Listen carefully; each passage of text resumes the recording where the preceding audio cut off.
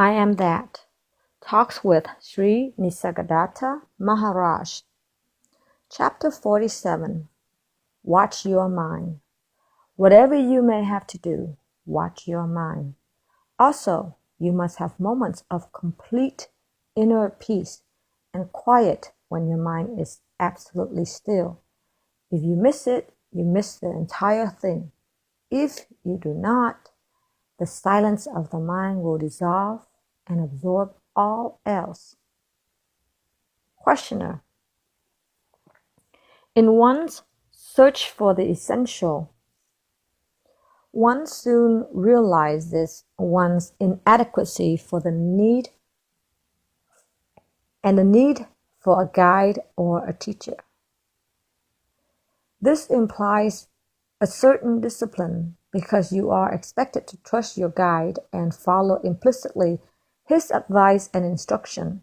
Yet the social urgency and pressures are so great, personal desires and fears so powerful, that the simplicity of mind and will, essential in obedience, are not forthcoming. How does one strike a balance between the need for a guru and the difficulty in obeying him implicitly? Maharaj. What is done under pressure of society and circumstances does not matter much, for it is mostly mechanical, mere reacting to impacts. It is enough to watch oneself dispassionately, to isolate oneself completely from what is going on. What has been done blindly without minding may add to one's karma. Otherwise, it hardly matters. The guru demands one thing only: clarity and intensity of purpose, a sense of responsibility for oneself. The very reality of the world must be questioned. Who is the guru after all? He who knows the state in which there is neither the world nor the thought of it. He is the supreme teacher. To find him means to reach the state in which imagination is no longer taken for reality. Please understand that the guru stands for reality, for truth, for what is. He is a realist in the highest sense of the term. He cannot and shall not come to terms with the mind and its delusions. He comes to take you to the real. Don't expect him to do anything else. The guru you have in mind, one who gives you information and instructions, is not the real guru. The real guru is he who knows the real beyond the glamour of appearances. To him, your questions about obedience and discipline do not make sense, for in his eyes, the person you take yourself to be does not exist.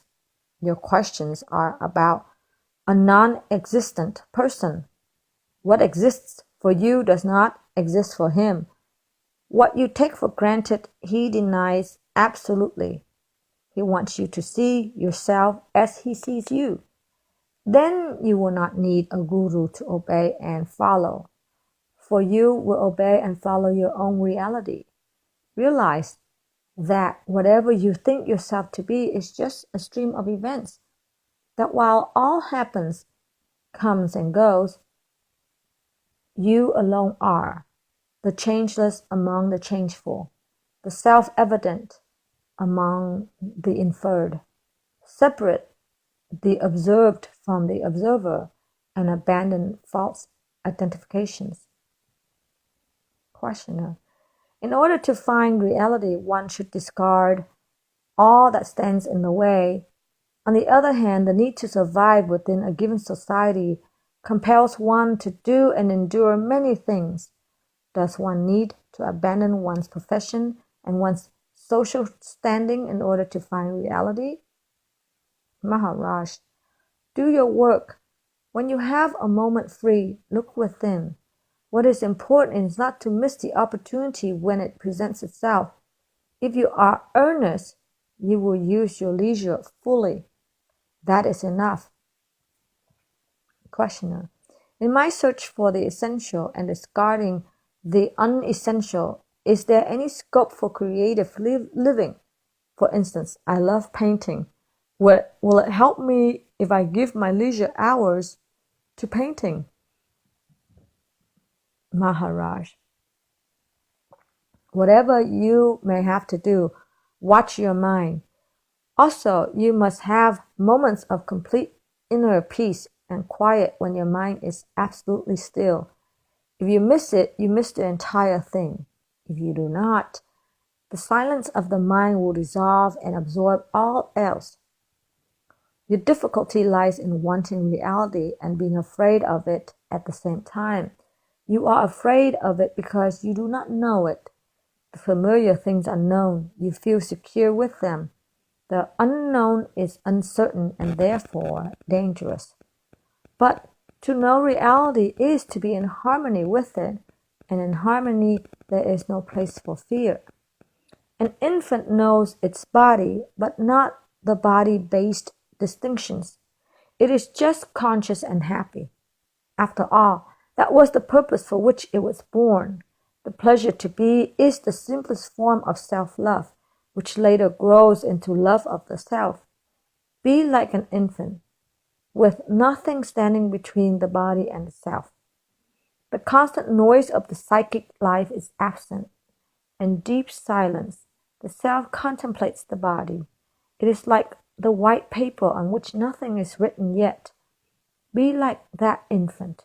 Instead of trying to be this or that, be happy to be. You will be a fully awakened witness of the field of consciousness. But there should be no feelings and ideas to stand between you and the field.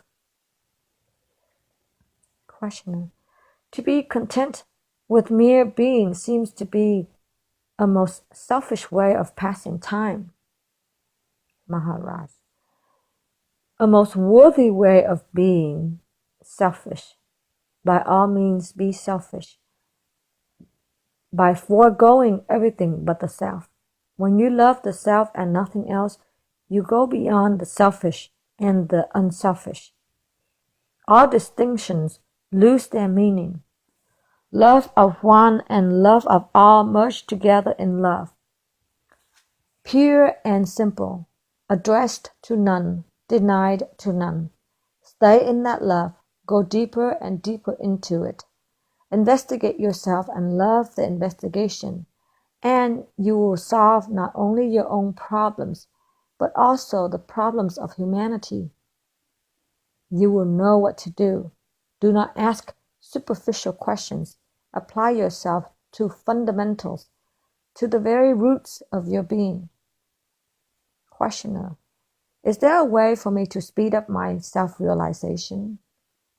Maharaj. Of course there is. Questioner. Who will do the speeding up? Will you do it for me? Maharaj. Neither you will do it nor I. It will just happen. Questioner. My very coming here has proved it. Is this speeding up the due to holy company? Is this speeding up due to holy company? When I left last time, I hoped to come back, and I did. Now I am desperate that so soon I have to leave for England. Maharaj. You are like a newly born child. It was there before, but not conscious of its being. At its birth, a world arose in it, and with it the consciousness of being. Now you just have to grow into consciousness. That is all. The child is the king of the world. When it grows up, it takes charge of its kingdom. Imagine that in its infancy, it fell seriously ill and the physician cured it. Does it mean that the young king owes his kingdom to the physician? Only perhaps as one of the contributing factors. There are so many others, all contributed. But the main factor, the most crucial, was the fact of being born the son of a king. Similarly, the guru may help, but the main thing that helps is to have reality within. It will assert itself. Your coming here definitely helped you. It is not the only thing that is going to help you. The main thing is your own being. Your very earnestness testifies to it. Questioner: does my pursuing a vocation deny my earnestness? Maharaj: I told you already. As long as you know yourself an abundance of moments of peace, you can safely practice your most honorable profession. These moments of inner quiet will burn out all obstacles without fail. Don't doubt its efficacy. Try it. Questioner: but I did try, Maharaj. Never faithfully, never steadily. Otherwise, one would not be asking such questions. You are asking because you are not sure of yourself, and you are not sure of yourself because you never paid attention to yourself, only to your experiences.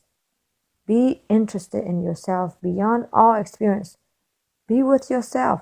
Love yourself. The ultimate security is found only in self-knowledge.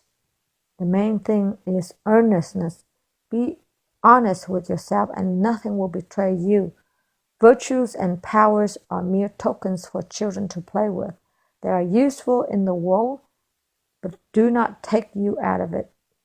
To go beyond, you need alert immobility, quiet attention. Questioner: what then becomes of one's physical being? Maharaj: as long as you are healthy, you live on. Questioner: this life of inner immobility, will it not affect one's health? Maharaj: your body is food transformed. As growth for food grows and subtle, so will be your health. Questioner: and what happens to the sexual instinct? How can it be controlled? Maharaj: sex is an acquired habit. Go beyond. As long as your focus is on the body, you will remain in the clutches of food and sex, fear and death. Find yourself and be free.